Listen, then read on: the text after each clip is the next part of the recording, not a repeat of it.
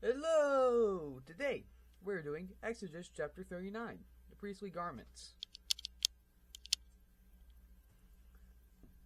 From the blue, purple, and scarlet yarn, they made woven garments administering the sanctuary. They also made sacred garments for Aaron, as the Lord commanded Moses. The ephod.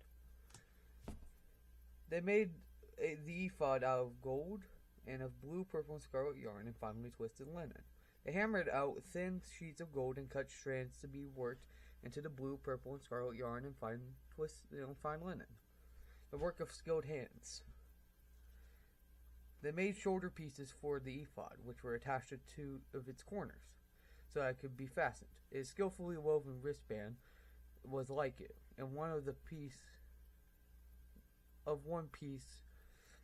Okay, I can't speak. Its skillfully woven wristband was like it, of one piece, with the ephod made with gold, and with blue, purple, and scarlet yarn and finely twisted linen, as the Lord had commanded Moses. They mounted I got confused there. They mounted the onyx stones to gold filigree settings and engraved them like a seal with the names of the sons of Israel.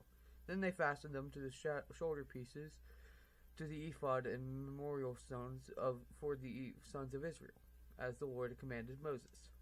The breastpiece. They fashioned a breastpiece, the work of a skilled craftsman. They made it like the ephod, of gold and blue, purple, and scarlet yarn and finely twisted linen. Yep. It was square, a span long and a span wide. It folded double.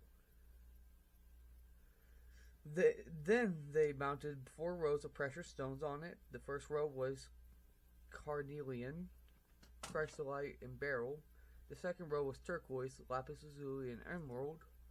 The third row was jacinth, agate, and amethyst. The fourth row was topaz, onyx, and jasper. And they were mounted in the gold filigree settings. There were 12 stones for... I lost my place. There were 12 stones, one for each names of the sons of Israel. They engraved like the seal with the name of 12 tribes. For the breastpiece, it's not tying up. For the breastpiece, they made braid chains of pure gold, like a rope. They made 2 gold filigree settings and 2 gold rings. They fastened the rings to the 2 corners of the breastpiece, and they fastened the 2 gold chains to the rings of the corners of the breastpiece. Then, and the other ends of the chains to the 2 settings, attaching them to the shoulder pieces of the ephod at the front. They made 2 gold rings and attached them to the other 2 corners of the breastpiece on the inside edge next to the ephod. Then they made 2 more gold rings and attached them to the bottom of the shoulder pieces in front of the ephod, close to the seam just above the waistband of the ephod. They tied the rings of the breastpiece to the rings of the ephod with blue cord, connecting it to the wristband so that the breastpiece would not swing out of the ephod, from the ephod, as the Lord commanded Moses. Other priestly garments. They made a robe of the ephod entirely of blue cloth, the work of a weaver, with an opening in the center of the robe, like an opening of a collar, and a band around its opening so that it would not tear. They made pomegranates of blue, purple, and scarlet yarn and finely twisted linen around the hem of the robe.